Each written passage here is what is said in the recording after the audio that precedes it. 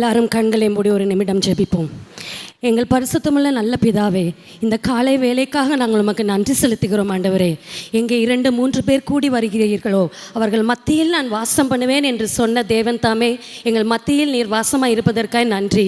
நான் உங்கள் மத்தியில் உலாவி உங்கள் தேவனாய் இருப்பேன் என்று இஸ்ரவேல் ஜனங்களுக்கு கொடுத்த அதே வாக்குத்தத்தம் இன்றைக்கும் எங்கள் மத்தியிலும் நீர் கொடுத்திருக்கிற தேவனாய் இருப்பதற்காக நன்றி ஆண்டவரே. இப்பொழுதும் நாங்கள் உங்கள் வார்த்தைக்காக காத்திருக்கிறோம் ஆண்டவரே. வேதம் சொல்லுகிறது, விதைக்கிறவன் ஒருவன் புறப்பட்டு போனான். சில விதைகள் அது நல்ல நிலத்தில் விழுந்தது. 30, 60, 100 பலன் தந்தது. இன்றைக்கும் இங்கே கூடியிருக்கிற எங்கள் ஒவ்வொருவருடைய இருதயமும் நல்ல நிலமாக மாறட்டும். நீர் விரும்புகிற காரியம் ஆகுகிற இந்த வார்த்தை 30, 60, 100 பலன் தரும்படிக்கு நாங்கள் ஜெபிக்கிறோம். இங்கே வந்திருக்கிற சிறியோர் முதல் பெரியோர் வரை அனைவருக்குமான அந்த வார்த்தையாக இந்த வார்த்தை விளங்கும்படிக்கு நாங்கள் ஜெபிக்கிறோம். நீர் பெருகவும் நாங்கள் சிறுகவும் எங்களை தாழ்த்தி அர்ப்பணிக்கிறோம். இயேசு கிறிஸ்துவின் நாமத்தினாலே கேட்கிறோம் எங்கள் ஜீவனுள்ள நல்ல பிதாவே, ஆமென். சுமார் ஒரு 2.5 ஆண்டுகளுக்கு முன்பதாக இதே சபையில் நாங்கள் ஒரு குழுவாக வந்து உங்கள் எல்லாரோடும் சேர்ந்து கிறிஸ்மஸ் ஆராதனை நடத்துவதற்கு கர்த்தர் கிருபை செய்தார். அதன் பிறகு கடந்த மாதம் லெந்து நாட்களில் ஐயா ஒரு நாள் கால் பண்ணாங்க. அக்கா, தயவுசெய்து ஒரு சிறுவர் ஞாயிறு பள்ளி ஆராதனை ஆசிரியர்கள் நடத்துகிற இந்த ஆராதனையில் நீங்கள் கர்த்தருடைய வார்த்தை உங்களால் கொடுக்க முடியுமா அப்படின்னு சொல்லி ரொம்ப அன்பாக கேட்டாங்க. கேட்ட உடனே என்னால் முடியாது அப்படின்னு சொல்ல முடியல. மெய்யாகவே தேவன் நம்மோடு பேச விரும்புகிறார். அதனால் உடனே நான் ஐயா கிட்ட வரேன் அப்படின்னு சொன்னேன். என்னை அன்பாய் அழைத்த ஐயாவுக்கு நான் நன்றி செலுத்துகிறேன். இங்கே கூடியிருக்கிறவங்க எல்லாரையும் இயேசுவின் நாமத்தினாலே வாழ்த்துகிறேன். இன்றைய நாளிலும் நாம் தியானிக்கும்படிக்கு தெரிந்து கொள்ள பகுதி எல்லாரும் திருப்பிக்கோங்க. 1ஆம் வேத பாடமாக நாம் வாசிக்க கேட்டோம். யாத்ராகமத்தின் புஸ்தகம் 2ஆம் அதிகாரம். ஒரு டீச்சர் அப்படிங்கிறனால ஏற்கனவே தம்பி சொல்லிட்டாங்க டீச்சர் அப்படின்னு, அதனால் நிறைய கேள்வி கேட்பேன். தயவுசெய்து ஆன்சர் பண்ணுங்கள். இங்கே வேதம் சொல்கிறது, இந்த 2ஆம் அதிகாரத்தில் ஒரு பிள்ளையாண்டனை குறித்து நாம் வேதத்தில் வாசிக்கிறோம். யார் அந்த பிள்ளை? மோசே. இந்த மோசையை குறித்து ஐயா 1/2 மணி நேரம் அப்படின்னு சொன்னாங்க. இது கொஞ்சம் பெரிய செய்தி தான். முடிஞ்ச அளவுக்கு நான் எவ்வளோ சீக்கிரம் முடிக்க முடியுமோ ட்ரை பண்ணுறேன். இங்கே இந்த மோசையை குறித்து ஒரு 4 குறிப்புகளை நாம் இந்த நாளில் நாம் தியானிக்க போகிறோம். முதலாவதாக யாராவது வாசிங்க, யாத்திராகமம் 2ஆம் அதிகாரம் 2ஆம் வசனம்.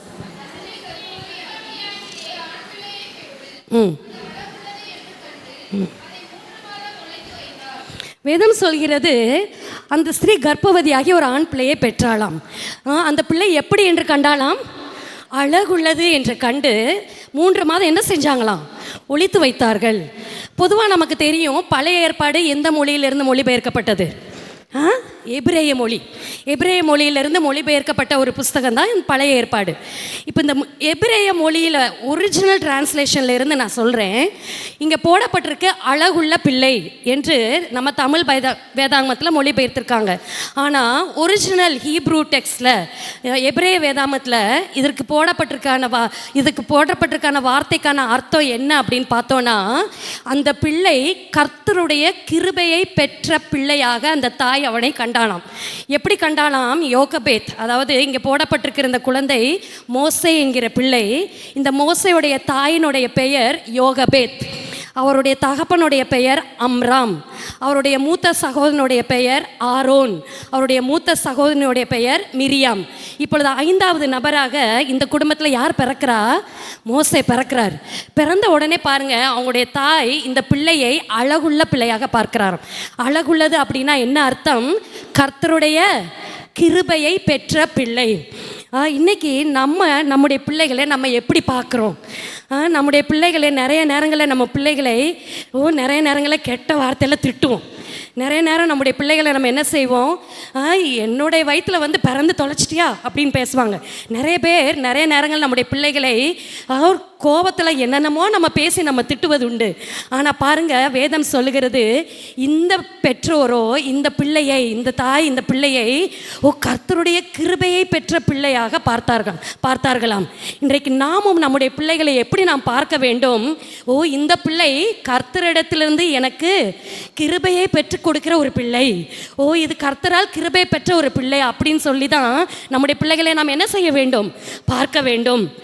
நம்முடைய பிள்ளைகளை கர்த்தருக்குரிய பிள்ளைகளாக நாம் பார்க்க வேண்டும். மற்றும் ஒரு ஸ்திரியை குறித்து நம்ம வேதத்தில் வாசிக்கிறோம். 1 சாமுவேலின் புஸ்தகம் 1ஆம் அதிகாரம் 11ஆம் வசனம். இங்கே யாரை குறித்து வேதம் எழுதுகிறது? அன்னாள் என்கிற ஒரு ஸ்திரியை குறித்து நம்ம வேதத்தில் வாசிக்கிறோம். இவளுக்கு பிறந்த மூத்த குமாரன் தான் யாரு? சாமுவேல். இந்த சாமுவேலை இந்த அன்னாள் எப்படி பார்த்தார்களாம் பாருங்க.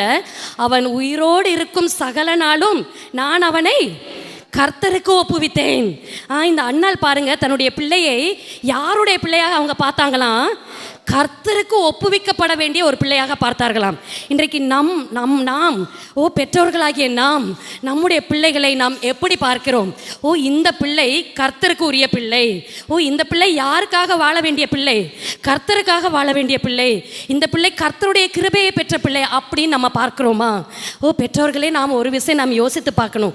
நம்முடைய பிள்ளையை யாருக்காக நாம் வளர்க்கிறோம்? இங்கே பாருங்க, இப்படி கர்த்தருக்காக பெற்ற இந்த பிள்ளையை, கர்த்தருடைய கிருபையை பெற்ற இந்த பிள்ளையை இந்த பெற்றோர், இந்த ஸ்திரீயானவள் எத்தனை மாதம் ஒளித்து வைத்தாலாம்?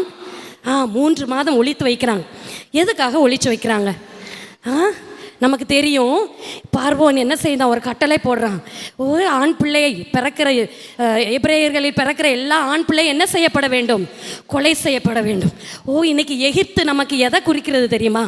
எகிப்து நமக்கு உலகத்தை தாங்க குறிக்கிறது.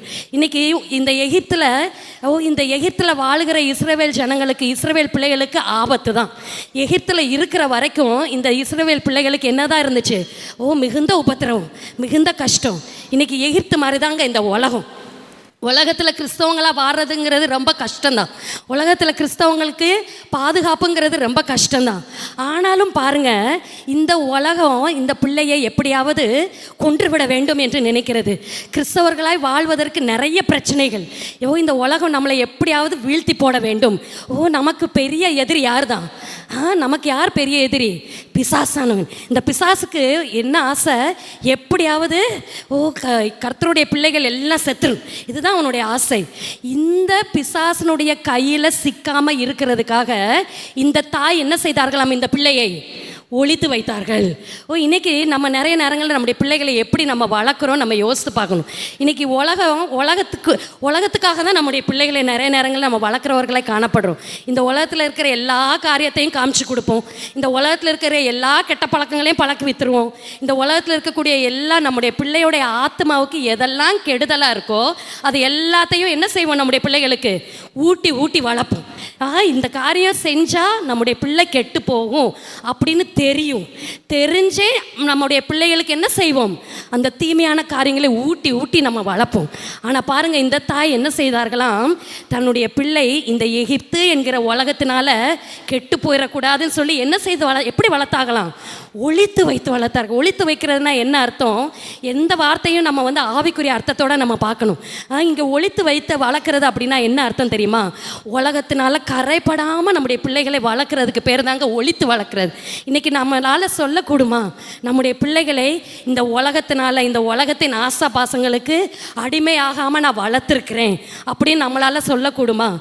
அழிந்து போகிற இந்த உலக சந்தோஷத்திற்கு என்னுடைய பிள்ளை அடிமை ஆகாமல் இருக்கிறதுக்கு ஏற்ற விதமாக நான் என்னுடைய பிள்ளையை வளர்த்திருக்கிறேன் அப்படின்னு எத்தனை பெற்றோரால் நம்மளால் சொல்லக்கூடும்? நம்முடைய பிள்ளைகளுக்கு உலகத்தை நம்ம திறந்து கொடுக்கிறவர்களை காணப்படுகிறோமா? அல்லது உலகத்தின் அனித்தியமான சந்தோஷத்துங்களுக்கு மறைத்து நம்முடைய பிள்ளைகளை வளர்க்குறவர்களாக நம்ம காணப்படுறோமா? சற்று நம்ம யோசித்து பார்ப்போம். பாருங்க, இந்த 3 மாதம் இந்த பிள்ளையை ஒளித்து வைக்கிறதுக்கு இந்த பெற்றோர் எவ்வளோ கஷ்டப்பட்டிருப்பாங்க. அவ்வளோ ஈஸியான காரியம் கிடையாது. ஏன்னா அந்த நாட்களில் பார்வோன் என்ன செய்தானா, வீட்டுக்கு வெளியில் முதற்கொண்டு என்ன வச்சுருந்தானா? காவலாளர் வச்சுருந்தானா. அப்போது வீட்டுக்குள்ளே இருக்காங்க, வெளியில் யார் இருக்காங்க? எகிப்தின் காவலாளன். ஆனால் இது மத்தியிலையும் இந்த பிள்ளையை 3 மாதம் ஒளித்து வைத்தாங்கன்னா எவ்வளோ கஷ்டப்பட்டிருக்க வேண்டும் இந்த பெற்றோர். இன்றைக்கி நம்முடைய பிள்ளைகளை கர்த்தருக்காக வளர்ப்பதில் நாம் கஷ்டப்படுறோமா? நம்ம இடத்துல கர்த்தருக்காக நம்முடைய பிள்ளைகளை வளர்க்குறதுல நமக்கு பிரயாசம் எடுக்கிறோமா? நம்ம அதற்காக எவ்வளோ பிரயாசப்படுகிறோம். வெறும் ஆலயத்துக்கு நம்முடைய பிள்ளைகளை கூட்டிகிட்டு வந்து விட்டால் போதாது. நம்முடைய வீடுகள், இந்த பிள்ளையாண்டான் பாருங்கள், தன்னுடைய வீட்டில் ஒளித்து வைக்கப்பட்டான். நம்முடைய வீட்டில் நம்முடைய பிள்ளைகள் இந்த உலகத்தினால் கரைப்படாதபடிக்கு ஒளித்து வைத்து நாம் வளர்க்குறவர்களை நாம் காணப்படுகிறோமா? பாதுகாப்பாக இந்த பிசாசின் கண்ணிகளுக்கு விழாதபடிக்கு, பிசாசினுடைய கையில் ஒப்பு கொடுக்காதபடிக்கு, உலகத்தில் உலகத்தை திறந்து கொடுக்கிறவர்களை அல்ல, மாறாக இந்த மோசேயினுடைய பெற்றோர் அவனை ஒளித்து வைத்தது போல இந்த உலகத்தின் அநித்தியமான சந்தோஷங்களுக்காக, பிசாசின் வலைகளுக்காக, துரைத்தனத்தின் அதிகாரங்களிலிருந்து நம்முடைய பிள்ளைகளை நாம் ஒளித்து வைத்து வளர்ப்பதற்காக நாம் அழைக்கப்பட்டிருக்கிறோம். இப்படியாக தான் பாருங்க, முதலாவதாக இந்த மோசே ஒரு ஒளித்து வைக்கப்பட்ட ஒரு குழந்தை. இன்றைக்கு நம்முடைய வாழ்க்கையில் நாம் எப்படி இருக்கிறோம் சற்று நம்ம யோசித்து பார்ப்போம். இரண்டாவதாக வேதம் சொல்லுகிறது, யாராவது 3ஆம் வசனத்தை வாசிங்க.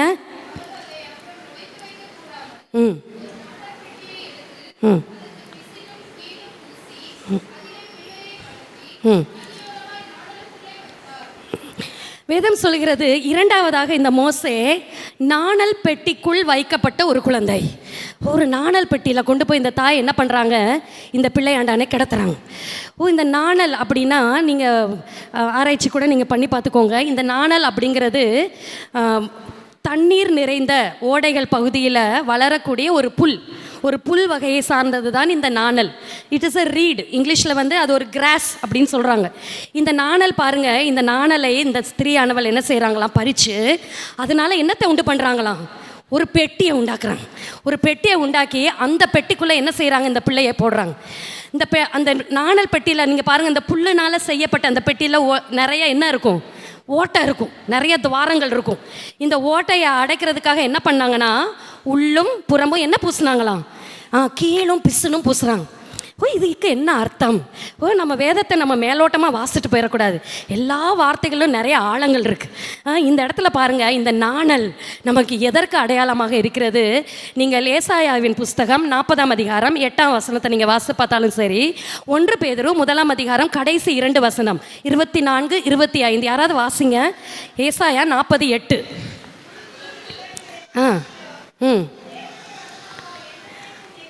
போதும். புல் உலர்ந்து பூ உதிரும், தேவனுடைய வசனமோ என்றென்றைக்கும் நிற்கும். இங்கே இந்த புல்லோட எதை ஒப்பிட்டு இங்கே தீர்க்கதரிசி சொல்கிறாரு, தேவனுடைய வசனத்தை ஒப்பிட்டு சொல்கிறார். இதே வார்த்தையை தான் நீங்கள் 1 பேதுரு 1ஆம் அதிகாரம் கடைசி 2 வசனங்கள் இங்கே வாசிக்கலாம். பொதுவாக நீங்கள் வேதத்தில் வாசித்து பார்த்தீங்கன்னா, புல்லானது தேவனுடைய வார்த்தையோடு ஒப்பிடப்பட்டிருக்கும். நீங்கள் ஏசாயா 55ஆம் அதிகாரத்தில் கூட நீங்கள் வாசிக்கலாம் 8ஆம் வசனத்தில். இந்த புல்லை தேவனுடைய வார்த்தையோடு ஒப்பிட்டு பார்க்கலாம். இப்போ பாருங்கள், இந்த ஸ்திரீயானவள் இதுக்கப்புறம் இந்த பிள்ளையை என்ன செய்ய முடியாது, ஒளித்து வைக்க முடியாது. இப்போ இந்த பிள்ளையை நம்ம கண்டிப்பாக என்ன செஞ்சே ஆகணும், வெளியே விட்டு தான் ஆகணும். இன்றைக்கி நம்முடைய பிள்ளைகளையும் நம்முடைய சிறு வயதில் இருக்கிற வரைக்கும் நம்முடைய பிள்ளைங்க நம்முடைய கண்ட்ரோலில் இருப்பாங்க, அப்படி தானே? ஒரு குறிப்பிட்ட வயது வர்ற வரைக்கும் நம்முடைய பிள்ளைங்களுக்கு யார் தான் கண்ட்ரோல், நம்ம தான் கண்ட்ரோல். அதுக்கப்புறம் நம்முடைய பிள்ளை நம்மை விட்டு தூரமாக போக வேண்டிய நேரம் வரும். இப்பொழுது மோசைக்கு அப்படிப்பட்ட ஒரு சூழ்நிலை தான் உருவாகுது. மோசே தன்னுடைய தாயையும் தகப்பனை விட்டு பிரிய வேண்டிய ஒரு நேரம் வருது. அப்படி பிரிய வேண்டிய நேரம் வரும் பொழுது இந்த ஸ்திரீயானவள், இந்த தாயானவள் என்ன செய்தாலாம், இந்த பிள்ளையை எதினாலே மூடினாலாம், கர்த்தருடைய வார்த்தையினாலே இந்த பிள்ளையை மூடினாள். இன்னைக்கும் நம்முடைய பிள்ளைகளுக்கு கர்த்தருடைய வார்த்தையை நாம் கொடுக்கிறவர்களாய் நாம் காணப்படுறோமா? இன்றைக்கி எத்தனை பிள்ளைங்களுக்கு நம்ம வேதத்தை நம்ம கற்றுக் கொடுக்குறோம்? எத்தனை பேர் நம்முடைய பிள்ளைகளுக்கு வேதத்தை வாசிக்க வேண்டிய கட்டாயத்தை நம்ம எத்தனை பேர் நம்முடைய பிள்ளைகளுக்கு நம்ம கொடுத்துருக்குறோம்? நம்முடைய பிள்ளைகளே, இன்றைக்கி நம்முடைய பிள்ளைகளுக்கு கர்த்தருடைய வார்த்தையை எவ்வளோ தூரம் நம்ம போதிச்சிருக்கோம்? இந்த பாருங்க, இந்த ஸ்திரீயானவள் தன்னுடைய பிள்ளைக்கு பத்திரமா என்ன செய்கிறா, தன்னுடைய பிள்ளையை இந்த நாணல் என்கிற இந்த புல், கர்த்தருடைய வார்த்தை என்கிற இந்த புல்லினாலே தன்னுடைய பிள்ளையாண்டானை முழுவதுமாக மூடுகிறாள். இன்னைக்கு உலகத்துக்குள்ளே போகிற நம்முடைய பிள்ளைகள், கண்டிப்பாக நம்முடைய பிள்ளைகள் உலகத்துக்குள்ளே போய் வாழ வேண்டிய சூழ்நிலை ஏற்படும். அப்படி போகிற நம்முடைய பிள்ளைகளுக்கு பாதுகாப்பாக இருப்பது எது தாங்க? கர்த்தருடைய வார்த்தை. உம்முடைய வசனம் என் கால்களுக்கு தீபமும் என் பாதைக்கு வெளிச்சம். பிள்ளையாண்டவனை அவனை வளர்க்க வேண்டிய விதத்தில் வளரு, அவன் முதிர் வயதிலும் அதை விடாதிருப்பான். ப்ராவர்ப்ஸ், நீதிமொழிகள் 22ஆம் அதிகாரம் 8ஆம் வசனம் அவ்விதமாகவே சொல்லுகிறது. நம்முடைய பிள்ளையை நாம் எதற்குள்ளாக நாம் வளர்க்க வேண்டுமாம்? கர்த்தருடைய வார்த்தைக்குள்ளாக நாம் வளர்க்க வேண்டும். இன்றைக்கு நம்முடைய பிள்ளைகளை பாதுகாக்கிறது இந்த வார்த்தை தாங்க. இன்னைக்கு நீங்கள் உலகத்தில் உங்கள் பிள்ளைங்களை தூர இடத்துக்கு நீங்கள் அனுப்புகிறீங்க. அங்கே போய் நம்முடைய பிள்ளை கெட்டு போயிருமோ அப்படிங்கிற பயம் நமக்கு இல்லாமல் இருக்கணும் அப்படின்னா நம்முடைய பிள்ளைகளை சுற்றிலும் கர்த்தருடைய வார்த்தை காணப்பட வேண்டும். நீங்கள் இஸ்ரவேல் ஜனங்கள் மத்தியில் நீங்கள் பொதுவாக பார்த்தீங்கன்னா இஸ்ரவேல் பிள்ளைகள் வளர்ந்து வருகிற பிள்ளைகளுக்கு அவருடைய பெற்றோர் பிறந்ததிலிருந்தே கர்த்தருடைய வார்த்தையை சொல்லியே வளர்ப்பார்களாம். அவங்களுடைய கையில் மணிக்கட்டில் பார்த்தாங்கன்னா அங்கே வார்த்தை இருக்குமாம். அவங்களுடைய நெற்றியின் மத்தியில் பார்த்தீங்கன்னா வார்த்தை காணப்படும். அவருடைய வீடுகளின் மேற்சட்டத்தில் பார்த்தீங்கன்னா வார்த்தை காணப்படும். எந்த பக்கம் இந்த பிள்ளைகள் திரும்பினாலும் அவர்கள் எதைத்தான் பார்த்து வளர்ந்தார்களாம்? கர்த்தருடைய நியாயப்பிரமாணத்தையே பார்த்து வளர்ந்தார்களாம். இன்றைக்கு நம்முடைய பிள்ளைகள் எப்படிப்பட்டவர்களாக இருக்கிறார்கள்? நம்முடைய பிள்ளைகளுக்கு கர்த்தருடைய வார்த்தை குறித்த அறிவு இருக்கிறதா? நம்முடைய பிள்ளைகளுக்கு கர்த்தருடைய வார்த்தையை முழுவதுமாக கவர் பண்ணி நம்ம வளர்க்குறோமா? இன்றைக்கு நம்ம சற்று அதை நம்ம யோசித்து பார்ப்போம். அமெரிக்க ஐக்கிய நாட்டில் ஒரு வாலிப சகோதரன் இருந்தானோ. இந்த வாலிப பையன் என்ன பண்ணாராம்? அந்த நாட்களில் இவருக்கு அப்பொழுது 26 வயது. இங்கிலாந்து தேசத்தில் ஊழியம் பண்ணுவதற்காக புறப்பட்டு போகிறார். அப்போ அங்கே இங்கிலாந்து தேசத்தில் ஸ்மித் விக்கிள்ஸ்வர்த் அப்படிங்கிற ஒரு தேவ மனுஷன் இருந்தாராம். இவரை குறித்து நீங்கள் கேள்விப்பட்டிருப்பீங்க. தி அப்பாசல் ஆஃப் ஃபெய்த், அதாவது விசுவாசத்தின் அப்போஸ்தலர் என்று பெயரை பெற்றவர் தான் இந்த ஸ்மித் விக்கிள்ஸ்வர்த். தன்னுடைய வாழ்நாட்களில் கிட்டத்தட்ட 22 மரித்து போன சரீரங்களை உயிரோடு எழுப்பினவர் தான் இந்த தேவ மனுஷன். இவர் இங்கிலாந்து தேசத்தில் இருந்த நாட்களில் இவருடைய கூடுகையில் பயங்கரமான அற்புதங்கள் நடக்குமாம். இப்போ இந்த வாலிப பையன் அமெரிக்காவிலிருந்து போன இந்த வாலிப சகோதரன் இங்கிலாந்தில் போய் இதே ஸ்மித் விக்கிள்ஸ்வர்த் கூட்டங்களை அட்டன் பண்றார். அட்டன் பண்ணிட்டு இவருக்கு மிகுந்த ஒரு சந்தோஷம். எப்படியாவது இவரை நான் நேரில் பார்த்து நான் எப்படியாவது இவரை பார்த்து நான் பேசணும் அப்படின்னு சொல்லி ரொம்ப பிரயாசப்படுறாரு. தன்னை இங்கிலாந்து தேசத்துக்கு கூட்டிட்டு வந்த அந்த போதகர் மூலமாக ஒரு வழியாக ஒரு அப்பாயின்மெண்ட்டை வாங்கிடுறாரு. யாரை போய் பார்க்கறதுக்கு? ஸ்மித் விக்கிள்ஸ்வர்த்தை போய் பார்க்கறதுக்காக எப்படியோ ஒரு அப்பாயின்மெண்ட்டை வாங்கிடுறாரு. இப்போ பாருங்க, இந்த ஸ்மித் விக்கிள்ஸ்வர்த்தை ஒரு நாள் அவருடைய வீட்டுக்கு போக வேண்டிய நேரம் வந்ததாம். உடனே இவர் பாருங்க, நல்ல வாலிப சகோதரன், நல்லா ட்ரெஸ் பண்ணிக்கிட்டாரு, கோட் சூட்லாம் போட்டுக்கிறாரு. தன்னுடைய வலது கையில் ஒரு பைபிள் பேக்கை எடுத்துக்கிட்டாராம். தன்னுடைய இடது கையில் ஒரு கொடையை பிடிச்சிக்கிட்டாராம். கைக்கு அடியில், இடது கைக்கு அடியில் அன்றைய நாளுக்குரிய நியூஸ் பேப்பரை வாங்கிக்கிட்டாராம். வாங்கி இடது கைக்கு அடியில் வச்சுக்கிட்டாராம். வச்சுட்டு இப்போ நேராக ஸ்மித் விக்கிள்ஸ்வர்த்தோட வீட்டை போய் என்ன செஞ்சாராம்? தட்டினார். தட்டின உடனே அவர் நல்ல வயசான ஒரு தாத்தா, 86 வயசு அவருக்கு. அப்போ இவருக்கும் அவருக்கு எத்தனை வயசு வித்தியாசம்? 60 வயசு வித்தியாசம். இப்போ அவர் திறந்த உடனே இவர் இந்த வாலிப பையனை பார்த்து கேட்குறாராம், உன் கையில் என்ன வச்சுருக்க அப்படின்னு கேட்டாராம். இந்த வாலிப சகோதரன் சொன்னாராம், பைபிள் பேக் வச்சுருக்கேன் அப்படின்னு சொன்னாராம். உடனே அவர் சொன்னாராம், அது இல்லை, உன்னுடைய இடது கையில் என்ன இருக்குது? இந்த அம்ப்ரெல்லா வச்சுருக்கேன். அதுக்கு அடியில், உன் இடது கைக்கு அடியில் என்ன வச்சுருக்க? இன்னைக்குரிய நியூஸ் பேப்பர் வச்சுருக்கேன். உடனே ஸ்மித் விக்கிள்ஸ்வர்த் சொன்னாராம், நியூஸ் பேப்பர் இது ஃபுல்லாக இருக்கிறது எல்லாமே பொய். இது ஒரு நாள் என்னுடைய வீட்டுக்குள்ளே என்ன செய்யக்கூடாது? வரக்கூடாது. என்னுடைய வீட்டுக்குள்ளே சத்தியம் மட்டும்தான் இருக்கணும் அப்படின்னு சொல்லி வேகமாக அந்த பேப்பரை உருவி தூக்கி எறிஞ்சிட்டாராம். இப்போ வா என் வீட்டுக்குள்ளே வா அப்படின்னு சொல்லி கூட்டிகிட்டு போனாராம். கூட்டிகிட்டு போய் இந்த வாலிப பையனை உட்கார வச்சார். உட்காந்துட்டு சொன்னாராம், சரி நான் பைபிள் வாசிக்கிட்டு இருந்தேன், நீயும் என் கூட சேர்ந்து கவனி அப்படின்னு சொல்லி பைபிள் வாசிக்க ஆரம்பிச்சார். 1/2 மணி நேரம் வேதத்தை வாசித்தாராம். சத்தமாக வாசிச்சாராம். இந்த வாலிப பையனும் அப்படியே கேட்டுக்கிட்டே உட்காந்துருந்தார். மறுபடியும் ஒரு 1/2 மணி நேரம் கழிஞ்சிச்சான். வா ஜோம் பண்ணுவோம் அப்படின்னு சொல்லி ஜோம் பண்ண சொன்னாராம். இப்போ மறுபடியும் 1/2 மணி நேரம் ஜோம் பண்ணாங்களாம். மறுபடியும் எந்திரிச்சாராம், வா வேதத்தை வாசிப்போம். இப்படி ஒரு நாள் ஃபுல்லாக அவங்க செஞ்ச ஒரே வேலை, வேதத்தை வாசித்தாங்க, ஜெபம் பண்ணினார்கள். வேதத்தை வாசித்தார்கள், ஜெபம் பண்ணினார்கள். இப்படியாக இந்த வாலிப பையனுக்கு பாருங்கள் போர் அடிக்கலை. இன்னைக்கு நம்முடைய பிள்ளைகளுக்கு வேதத்தை வாசிக்க ஆரம்பித்தா என்ன வந்துடும்? போர் அடிக்க ஆரம்பிச்சிடும். இந்த வாலிப சகோதரனுக்கு போர் அடிக்கலை. அடுத்த நாளும் வர ஆரம்பித்தான், அடுத்த நாளும் வந்து கொண்டே இருந்தான். ஒரு வருஷம் என்ன செய்தானாம், அந்த வீட்டுக்கு அவர்கிட்ட வருவானா, வேதத்தை வாசித்தார்கள், ஜெபித்தார்கள், வாசித்தார்கள், ஜெபித்தார்கள். இப்படியாக ஒரு வருஷம் முடிந்து விட்டது. இப்பொழுது இங்கிலாந்து தேசத்தில் போருக்கான அறிகுறிகள் தெரிய ஆரம்பித்ததாம். 2ஆம் உலக போர் வருவதற்கான நாட்கள் 1939ஆம் ஆண்டு. இப்பொழுது இங்கிலாந்து தேசம் அந்த கவர்மெண்ட் இவரை கூப்பிட்டுச்சான். தம்பி, நீ அமெரிக்காவிலேருந்து வந்திருக்க, இங்கே ஒரு வருஷம் ஆல்மோஸ்ட் நீ இருந்துட்ட, மறுபடியும் நீ என்ன செய், உன் நாட்டுக்கே நீயே திரும்பி போய்க்கோ, இங்கே போர் வரப்போகுது அப்படின்னு சொன்னாங்களாம். உடனே கடைசியாக ஸ்மித் விக்கிள்ஸ்வர்த்தை பார்ப்பதற்காக இந்த வாலிப சகோதரன் போனார். போன உடனே அவர் ஸ்மித் விக்கிள்ஸ்வர்த் கட்டி தழுவி கொண்டாராம். தழுவி கொண்டு சொன்னாராம், நீ கற்றிருக்கிற இந்த வார்த்தை மறுபடியும் நீ எந்த தேசத்திற்கு நீ திரும்பி போகிறாயோ அந்த தேசத்தில் பெரிய அற்புதங்களை நடப்பிக்கும் என்று சொல்லி அன்றைய நாளில் அவனை தட்டி கொடுத்து ஜெபித்து அனுப்பினாராம். பாருங்கள், இந்த வாலிப சகோதரன் அமெரிக்கா தேசத்திற்கு திரும்பி வந்தாராம். பாருங்கள், தன்னுடைய 96 வயது வரைக்கும் 1996 வருஷம் வரைக்கும் உயிரோடு இருந்து 92 வயதில் தான் இவர் மரித்து போனாராம். சரித்திரம் சொல்லுகிறது இவருடைய பெயர் லெஸ்டர் சம்ரல்.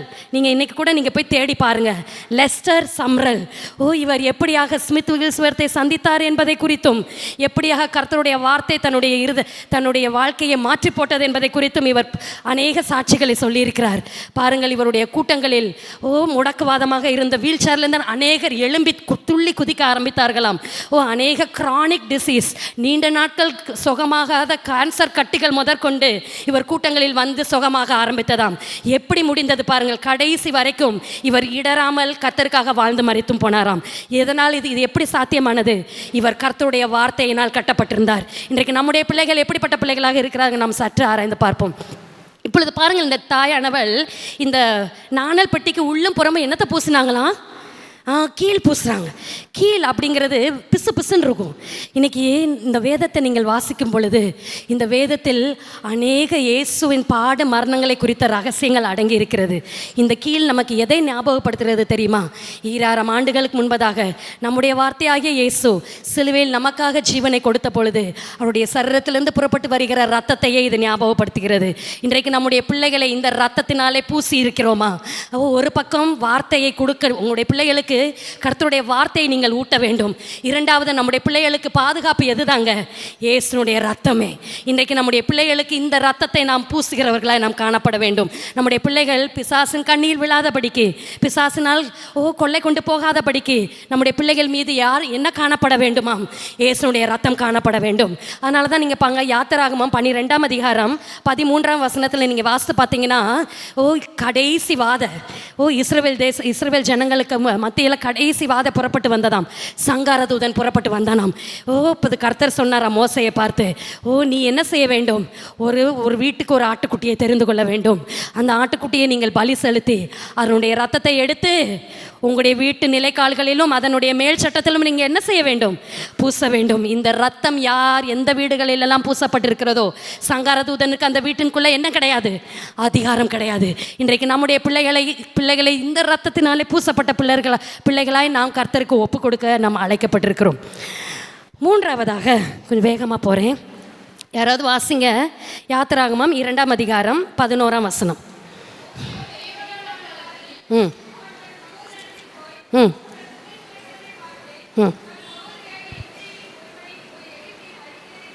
போதும். மோசே பெரியவனான காலத்தில், இப்போது மோசே எங்கே வளர்ந்துட்டு இருக்காரு? பார்வனுடைய அரண்மனையில் வளர்றார். பெரியவன் ஆயிட்டாரு, ஒரு வாலிப பையன். இப்போ முதல் 2 குறிப்பு பெற்றோர்களாக நாம் செய்ய வேண்டிய காரியத்தை குறித்து பேசினேன். இப்போது அடுத்த 2 காரியமும் பிள்ளைகளாக நாம் செய்ய வேண்டியது. மோசே ஒரு வாலிப பையன் ஆயிட்டான். இப்பொழுது பாருங்கள், பார்வனுடைய அரண்மனையில் தான் வாழ்ந்துட்டுருக்காரு. ஆனாலும் பாருங்கள், வேதம் சொல்கிறது வார்வனுடைய அரண்மனையில் இருந்தாலும் இந்த மோசைக்கு யார் மேலே தாங்க மனசு இருந்தது? தன்னுடைய சகோதராகிய எகிப்தியர் மீது தான் இவனுடைய நாட்டெல்லாம். நம்ம இரண்டாவதாக வாசித்த வேத பாடத்தில் கூட நீங்கள் கேட்டிருக்கலாம். இந்த மோசே பார்வோனுடைய குமாரத்தி என்று சொல்லப்படுவதை அவன் என்ன செய்யவில்லையாம்? விரும்பவில்லை. நீங்கள் எபிரேயர் 11ஆம் அதிகாரம் 24ஆம் வசனத்தில் நீங்கள் வாசிக்கலாம். பார்வோனுடைய குமாரத்தி என்று சொல்லப்படுவதை மோசே என்ன செய்யவில்லையாம்? விரும்பவில்லை. அநித்தியமான உலக சந்தோஷங்களினாலே தன்னை திருப்திப்படுத்திக் கொள்ள மோசே விரும்பவில்லை. அரண்மனையில் தான் வாழ்ந்துட்டுருக்கார். இந்த அரண்மனை நமக்கு எதை ஞாபகப்படுத்து தெரியுமா? இந்த உலகத்தை தான் நமக்கு ஞாபகப்படுது. இன்றைக்கி இந்த உலகத்தில் தான் நம்ம வாழ்ந்துட்டுருக்கோம். இன்றைக்கி இந்த உலகம் நமக்கு நிறைய சந்தோஷங்களை கொடுக்கும், அப்படி தானே? சோ மெனி என்டர்டெயின்மெண்ட்ஸ் நமக்கு இருக்குது. இந்த பார்வோனுடைய அரண்மனை ரொம்ப நல்ல லக்ஸூரியஸாக இருந்திருக்கும், அப்படி தானே? வசதியாக இருந்திருக்கும். எல்லா செழிப்பும் அந்த அரண்மனையில் இருந்திருக்கும். ஆனால் மோசைக்கு பாருங்கள், இந்த ஆடம்பரத்தின் மீதோ இந்த உலகத்தின் சந்தோஷத்தின் மீது இந்த மோசைக்கு என்ன கிடையாது? நாட்டமே கிடையாது. இன்றைக்கி நம்முடைய பிள்ளைகளாகிய நாம் இன்றைக்கி உலகத்தின் ஆசபாசங்களுக்கு, உலகத்தின் ஐஸ்வர்யங்களுக்கு, உலகத்தில் இருக்கக்கூடிய பேரின்பங்களுக்கு இன்னைக்கு நாம் அடிமைப்பட்டவர்களாக இருக்கிறோமா? இல்லையே. இந்த மோசையை போல இந்த சந்தோஷத்தினாலே தன்னை சந்தோஷப்படுத்திக் கொள்ள மனதில்லாமல் இஸ்ரவேல் ஜனங்களோடு தன்னை ஐக்கியப்படுத்தி கொண்டாராம். அந்த நாட்களில் பாருங்கள், தன்னுடைய சகோதரர் தன் சகோதரர் அப்படின்னு 2 தடவை இந்த வசனத்தில் போடப்பட்டிருக்கு. அப்படி தானே? மோசே பெரியவனான காலத்தில் தன் சகோதரிடத்தில், அதே மாதிரி அடுத்த வரியிலையும் பாருங்க, தன் சகோதராகி. அப்போ மோசே அரண்மனையில் வாழ்ந்தாலும் அவருக்கு உறவு யாரோட தான் அவர் தன்னுடைய உறவை ஏற்படுத்துகிறார்? தன் சகோதரர். இன்னைக்கு நமக்கெல்லாம் ஒரு அடையாளம் இருக்குது. நமக்கு என்ன அடையாளம்? கிறிஸ்தவர்கள். இன்னைக்கு நம்ம உலகத்தில் நம்ம வாழ்ந்துட்டு இருந்தாலும் நமக்குரிய அடையாளம் என்னதுதான்? நான் ஒரு கிறிஸ்தவன், நான் ஒரு கிறிஸ்தவள். இன்னைக்கு இந்த அடையாளத்தை குறித்து நாம் எவ்வளோ வைராக்கியமாக இருக்கிறோம் யோசித்து பார்ப்போம். நான் படிக்கிற பள்ளியில் ஒரு சம்பவம் நடந்தது. அநேக வருடங்களுக்கு முன்பு, ஒரு 4 வருஷத்துக்கு முன்னாடி. அப்பொழுது நான் ஸ்டாஃப் ரூமில் உட்காந்து கரெக்ஷன் போட்டுட்ருக்கோம். அப்பொழுது எங்களுடைய சபை, ஸ்ரீவில்லிபுத்தூரில் இருக்கிற எங்கள் சபைக்கு ஒரு வாலிப பையன் வருவான். அவன் எங்களுடைய ஸ்கூலில் தான் படித்தான். அப்போது ஸ்டாஃப் ரூம்குள்ளே வரான். வந்த உடனே நான் கேட்டேன், டேய் உன்னை நேற்று நான் சர்ச்சில் பார்த்தேனே அப்படின்னு சொன்னேன். உடனே பாருங்கள், அங்கே இருந்த மற்ற டீச்சர்ஸ்லாம், டேய் நீ கிறிஸ்டியனா அப்படின்னு கேட்டாங்க அவங்கிட்ட. நீ கிறிஸ்டியன் அப்படிங்கிறது இன்றைக்கி தாண்டா மிஸ்ஸு சொன்னக்கப்புறம் தாண்டா எங்களுக்கு தெரியுது அப்படின்னு சொன்னாங்க. அப்பொழுது அந்த பையனுடைய, அந்த வாலிப சகோதரனுடைய முகத்தை நான் பார்த்தேன். கிறிஸ்டியன் அப்படின்னு சொன்ன உடனே அவனுடைய முகம் சற்று வாடி போனது. இன்றைக்கி நிறைய நேரங்களில், அநேக நேரங்கள் நாம் கிறிஸ்தவர்கள் என்பதை அறிக்கை பண்ணுவதற்கு நாம் அநேக நேரம் என்ன செய்வோம்? கூச்சப்படும். நான் ஒரு கிறிஸ்டியன் அப்படின்னு தைரியமாக நம்முடைய வாயினால் சொல்கிறதுக்கு அநேகருக்கு என்ன வந்துடும்? கூச்சம் வந்துடும்.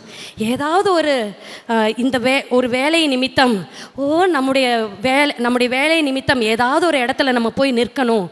நமக்கு தெரியும் நம்முடைய இருதயத்தில் இந்த இடத்துல போய் நின்னா அது ஆண்டவருக்கு பிடிக்காதுன்னு தெரியும். ஆனால் நான் ஒரு கிறிஸ்டியன் அப்படிங்கிறத அந்த நேரத்தில் நம்ம ஒரு நாள் என்ன செய்வதில்ல. சொல்லி அதற்கு விலகி நிற்பதற்கு நிறைய பேருக்கு என்ன வந்துவிடும்? ஒரு கூச்சம் வந்துடும். நான் கிறிஸ்தவன் என்பதை அறிக்கை பண்ணுவோம், அதை நம்முடைய நடைமுறையில் காட்டுவதற்கு அநேகருக்கு தயக்கம் வந்து விடுகிறது. நான் சிறு பிள்ளையாக இருந்த நாட்களில் என்னுடைய பகுதியில் ஒரு ஃபேமிலி இருந்தாங்க. அந்த ஃபேமிலியில் அப்பா, அம்மா, 2 பிள்ளைகள். இந்த அப்பா பாருங்கள், தன்னுடைய பிள்ளைகளுக்காக எஜுகேஷன் லோன் போட்டிருந்தார். அப்போது அந்த எஜுகேஷன் லோன் வாங்குறதுக்காக என்ன செய்வாங்கன்னா, வீட்டுக்கு இன்ஸ்பெக்ஷன் வருவாங்க. பொதுவாக இந்த லோன் கிறிஸ்டியன்ஸ்க்கு கிடையாது. அப்போது அந்த டைமில் உடனே இந்த தகப்பன் என்ன செய்தாராம், தன்னுடைய வீட்டுக்கு இன்ஸ்பெக்ஷன் வர்ற அந்த நேரத்தில் பார்த்து தன்னுடைய வீட்டில் இருக்கிற எல்லா வசன போர்டு எல்லாத்தையும் என்ன செஞ்சுருவாங்களாம், கலட்டி ஒழிச்சு வச்சுருவாங்க. ஒழித்து வைத்து விட்டு இன்ஸ்பெக்ஷன் டீம் வந்துட்டு போனதுக்கப்புறம் எடுத்து எல்லாத்தையும் மாட்டுவாங்க. இதை பார்த்தேன். அப்பொழுது நான் என்னுடைய தோழி தான் அவள். அவள்கிட்ட சொன்னேன், ஏன் இப்படி நீங்கள் செய்கிறீங்க? கிறிஸ்தவங்கன்னு சொல்லிட்டோம்னா இந்த லோன் என்ன செய்யாது, இந்த ஸ்காலர்ஷிப் கிடைக்காது. அதனால தான் இப்படி செய்தோம். பாருங்கள், கிறிஸ்தவர்கள் என்பதை அறிக்கை பண்ணவோ நாங்கள் கிறிஸ்துவை உடையவர்கள் என்பதை சாட்சியில் காண்பிப்பதற்கு தயங்கி போனார்கள் அந்த குடும்பம். என்ன நடந்தது? நாட்கள் சென்றது. அவளுடைய சரத்தில் ஒரு தீராத ஒரு வியாதி, என்னுடைய தோழியினுடைய சரத்தில் தீராத ஒரு வியாதி அவளுக்கு வந்தது. இன்று மட்டும் அவள் ட்ரீட்மெண்ட் எடுத்துகிட்டு தான் இருக்கா.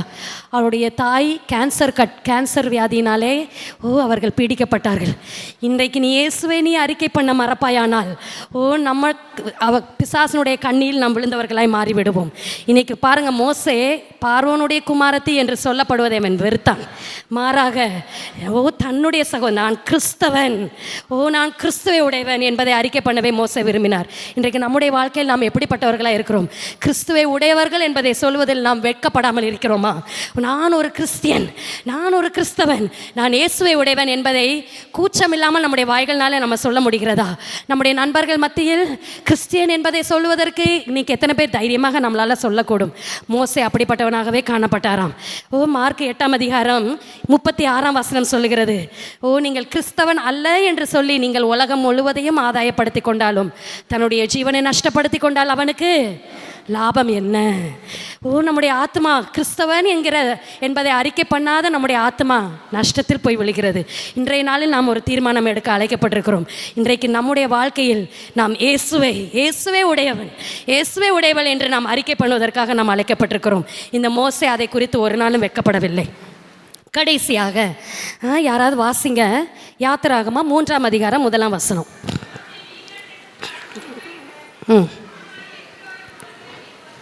ம்.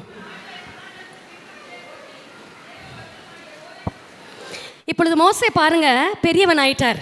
நல்லா அவருக்கு முந்தின அதிகாரத்தில் கடைசி 7 வசனம் நீங்கள் வாசித்து பார்த்தீங்கன்னா, மீதியான் தேசத்துக்கு போயிடுறாரு. தன்னுடைய மாமன் அங்கே எத்ரோடைய குமாரத்தி ஆகிய சிப்போராலை திருமணம் பண்ணி கொள்கிறாரு. இவருக்கு எத்தனை பிள்ளைங்க? 2 குமாரர்கள், கெர்சோனும் மற்றொரு ஏலியேசர் என்ற 2 குமாரர்கள் இவருக்கு பிறக்கிறாங்க. இப்பொழுது பாருங்கள், மோசே ஒரு குடும்பஸ்தன் ஆகி விடுகிறார், ஃபேமிலி மேன். இன்றைக்கு குடும்பஸ்தர்களாகிய நமக்கு இன்னைக்கு குடும்பத்தை உடையவர்களாக நம்ம அநேகர் இருக்கிறோம். இன்னைக்கு இந்த குடும்பஸ்தர்களாகிய அநேகர் இன்னைக்கு எப்படிப்பட்ட வாழ்க்கை நாம் வாழ வேண்டும்? இப்போ மோசே பாருங்க, வயசாயிருச்சு. இப்பொழுது அவர் என்ன வேலை பார்த்து கொண்டிருந்தாராம்? ஆடு மேய்க்கிற வேலை. அதுதான் மோசையுடைய தொழில். ஆடு மேய்க்கிறவன், ஒரு மெய்ப்பன். ஆடு மேய்க்கிறது மிகவும் கஷ்டமான ஒரு வேலை. அந்த நாட்களில் ஆடு மேய்க்கிறது தான் அந்த நாட்களில் இருந்த வேலையிலேயே ரொம்ப கஷ்டமான வேலை. ஏன்னா வனாந்திரத்தில் போய் ரொம்ப நாள் தங்கி இருந்து ஆடுகளை பராமரித்து வர வேண்டும். அநேக காட்டு மிருகங்கள்லேருந்து காப்பாற்றணும். ரொம்ப கஷ்டமான ஒரு வேலை. இவ்வளோ கஷ்டமான ஒரு வேலையை செய்து கொண்டு வந்தவர் தான் மோசே. அவருக்கு ஒரு பக்கம் குடும்பம் இருக்குது, குடும்பத்தை கவனிக்கணும், எல்லா பாரங்களும் இருக்க தான் செய்யுது. ஆயினும் வேதம் சொல்லுகிறது, அந்த கடினமாக வேலை செய்த ஒரு மோசே தான், குடும்பத்தை உடையவ ஒரு மோசே தான், பிள்ளைகளை பராமரிக்க வேண்டிய ஒரு மோசே தான். ஆயினும் பாருங்கள், இந்த மோசே யாரை தேடினாராம்? கர்த்தரை தேடினார். வேதம் சொல்லுகிறது, இந்த மோசே வனாந்திரத்துக்கு வரார். வனாந்திரத்துக்கு வந்து சீனாய் மலைக்கு வரார். அங்கே வந்து கர்த்தருடைய பர்வதமாகிய ஓரை மட்டும் என்ன செய்கிறாராம்? மோசே ஏறிக்கிட்டே வரார். கர்த்தருடைய பர்வதம் அப்படின்னு பேர். இந்த கர்த்தருடைய பர்வதத்துக்கு பேர் ஓரேப். கர்த்தருடைய பர்வதம்னா என்ன அர்த்தம்? அது கர்த்தர் வந்து இறங்கக்கூடிய ஒரு இடம்னு அர்த்தம். அதனால தான் அதுக்கு என்ன பர்வதம் பேர்? கர்த்தருடைய பர்வதம் அப்படின்னு பேர். இப்பொழுது பாருங்கள், மோசே தன்னுடைய முதிர் வயது சென்ற போதிலும், திருமணமான போதிலும், நல்ல வேலை பழுக்கள் இருந்த போதிலும், பிள்ளைகள் பெற்றிருந்த போதிலும், இந்த மோசே கர்த்தரை தேடுவதில் ஒரு நாள் என்ன செய்யவில்லையாம்? விட்டு விடவே இல்லை. அதனால தான் கர்த்தருடைய பர்வதம் மட்டும் வந்தாராம். பாருங்கள், இந்த கர்த்தருடைய பர்வதம், இந்த ஓரேப் வந்து எங்கே காணப்பட்டது அப்படின்னா, சீனாய் மலையோடைய கொடுமுடியில் இருந்ததாம். எப்படி ஒரு மலைக்கு ஒரு சிகரம், உயரமான சிகரம் இருக்குமோ, அதே போல் இந்த சீனாய் மலையில் உயரமான ஒரு ஸ்தலம் தான் என்னதான்? இந்த ஓரேப். தன்னுடைய வயசான காலத்தில் இந்த மோசே பாருங்க, இந்த ஓரேப் மேலே ஏறுறார். சீனாய் மலை ரொம்ப கடினமான கரடு முரடான ஒரு மலையாம். ஆனால் கர்த்தரை தேடுவதற்காக இந்த மோசே பாருங்கள் எவ்வளோ தூரம் அவர் பிரயாசப்பட்டு போகிறார். இன்றைக்கு நம்முடைய வாழ்க்கையை சற்று நம்ம யோசித்து பார்ப்போம். இன்றைக்கி வேலைக்கு போயிட்டோம்னா ஆண்டவரை தேடுறதை விட்டுருவோம். பிள்ளைங்க இன்றைக்கி நிறைய பேர் திருமணம் ஆகிற வரைக்கும் தான் ஆண்டவர்னு இருப்பாங்க. திருமணம் ஆயிடுச்சுன்னா அவ்வளோதான், ஆண்டவரே மறந்துடுவாங்க. எனக்கு குடும்பம், என்னுடைய பிள்ளை, மனைவி, அவர்களை பார்க்குறதுக்கு எனக்கு எவ்வளோ நேரம் வேண்டியது இருக்குது. கர்த்தரை தேடுவதற்கோ நமக்கு நேரம் இல்லை. இந்த மோசே பாருங்கள், தன்னுடைய வேலை பழுக்களின் மத்தியிலும் தன் குடும்பஸ்தனாக இருந்த போதிலும் கர்த்தரை தேடுவதை அவர் விட்டுவிடவே இல்லை. நீங்கள் யோபுவின் புஸ்தகம் 1 அதிகாரம் 5 வசனத்தில் நீங்கள் வாசித்து பாருங்கள். இங்கே யோபு என்கிற ஒரு குடும்பஸ்தனை குறித்து தான் நம்ம வாசிக்கிறோம். இந்த யோபு பாருங்கள், கர்த்தருடைய சமூகத்தில் தன்னுடைய பிள்ளைகளுக்காக இடைவிடாமல் ஜெபித்து கொண்டே இருந்தாராம். இதுதாங்க கர்த்தருடைய பிள்ளைகள். இன்றைக்கி நம்முடைய மத்தியில் இருக்கக்கூடிய தகப்பன்கள், பெரியவர்கள், இன்றைக்கு கர்த்தரை தேடுவதில் நாம் எவ்வளோ வைராக்கியம் காட்டுகிறோம். யோபுவை போல, மோசையை போல. ஏனோக்கை குறித்து நாம் ஆதியாகமம் 5 அதிகாரத்தில் நம்ம வாசிக்கிறோம். ஏனோக்கு தேவனோடு சஞ்சரித்தான், குமாரரையும் குமாரத்திகளையும் பெற்று ஏனோக்கு தேவனோடு சஞ்சரித்து வந்தானாம் 365 ஆண்டுகள். பிள்ளை பெற்ற பிறகும் ஏனோக்கு கர்த்தரோடு நடந்து கொண்டே தான் இருந்தார். இன்றைக்கு நம்முடைய வாழ்க்கை எப்படிப்பட்டதாக இருக்கிறது பாருங்கள். இந்த மோசே, இந்த கர்த்தரை தேடின இந்த மோசைக்கு தான் கர்த்தர் என்ன செய்தாராம்? தன்னை வெளிப்படுத்தினார். பாருங்கள், இந்த மோசைக்கு கர்த்தர் எதன் மத்தியிலிருந்து வெளிப்பட்டாராம்? முட்செடியின் மத்தியிலிருந்து இந்த மோசையோடு கர்த்தர் பேசினாராம். முட்செடியின் மத்தியிலிருந்து கர்த்தர் மோசைட்ட யாரை குறித்து பேசினாராம்? யாரை குறித்து பேசுகிறார்? இஸ்ரவேல் ஜனங்களுடைய பாடுகளை குறித்து பேசுகிறார். இஸ்ரவேல் ஜனங்கள் எவ்வளவா கஷ்டப்படுறாங்க. தன்னுடைய இருதயத்தில் இருக்கக்கூடிய பாரத்தை இப்பொழுது கர்த்தர் யார் இடத்துல பேச ஆரம்பித்தாராம்? மோசே கிட்ட பேச ஆரம்பித்தார். இன்றைக்கி ஆண்டவருடைய இருதயத்தில் எவ்வளவோ பாரங்கள் இருக்கும், அவருடைய இருதயத்தில் எவ்வளவு ஏக்கங்கள் இருக்கும். இந்த உலகத்தை மீட்டு கொள்ளணும் அப்படின்னு நம்முடைய ஆண்டவருடைய இருதயத்தில் எவ்வளவு ஒரு பாரம் காணப்படும். இன்றைக்கி இந்த பாரத்தை கேட்கக்கூடிய மோசைகளாக இன்றைக்கு நாம் இருக்கிறோமா? சுவரில் நிற்கக்கூடிய ஒரு மனுஷனை தேடினேன், ஒருவனையும் நான் காணேன் என்று எசேக்கியேலுக்கு சொல்லப்பட்டது போல இன்றைக்கு இந்த சுவரில் இருக்கக்கூடிய ஓட்டைகளை, இன்னைக்கு உலகத்தில் காணப்படக்கூடிய பிசாசினால் உண்டாக்கப்பட்ட அநேக ஓட்டைகளை அடைப்பதற்கு இன்றைக்கு கர்த்தருக்கு மோசைகள் தேவை. பாருங்கள், 2000 ஆண்டுகளுக்கு முன்பதாக முள்முடி சூட்டப்பட்டவராய் சிலுவையின் மீது இயேசு தொங்கினார். இதுதாங்க நமக்கு இந்த முட்செடிக்கு அடையாளம். சிலுவையில் முள்முடி சூட்டப்பட்டவராய் தொங்கின இயேசுவோடைய இருதயத்திலையும் ஒரு பாரம் இருந்துச்சு. என்ன பாரம்? பிசாசின் கையில் இருக்கக்கூடிய இந்த பிள்ளைகளை நான் என்ன செய்ய வேண்டும்? மீட்டுக்கொள்ள வேண்டும். இந்த இயேசுவை பார்ப்பதற்காக தான் மோசே என்ன பண்ணினாராம்? தன்னுடைய இருதயத்தை கொடுத்தார். இந்த இயேசு நமக்காக முள்முடி சூட்டப்பட்ட இந்த இயேசு, வைராக்கியம் என்கிற அக்னியோடு பற்றி எரிகிற நம்முடைய இயேசு சிலுவையில் தொங்கிக் கொண்டிருக்கும் பொழுது நம்முடைய இயேசுவானவர் வைராக்கியம் என்கிற அக்கினாலே பற்றி எரிந்து கொண்டிருந்தார். என்ன வைராக்கியம்? பிசாசின் பிடியில் இருக்கிற என்னுடைய பிள்ளைகளை நான் என்ன செய்ய வேண்டும்? நரகத்தின் ஆக்கினையிலிருந்து நான் மீட்டுக்கொள்ள வேண்டும். இந்த இயேசுவை, இந்த முள்முடி சூட்டப்பட்ட இயேசுவை, நமக்காக அடிக்கப்பட்ட இந்த இயேசுவை மோசே தேடினார். இன்றைக்கு நம்முடைய இருதயம் இந்த இயேசுவை தேடுகிறதா காணப்படுகிறதா? நம்ம எல்லாரும் கண்களை மூடி ஜெபிப்போம். எல்லாரும் கண்களை மூடிக்கணும்.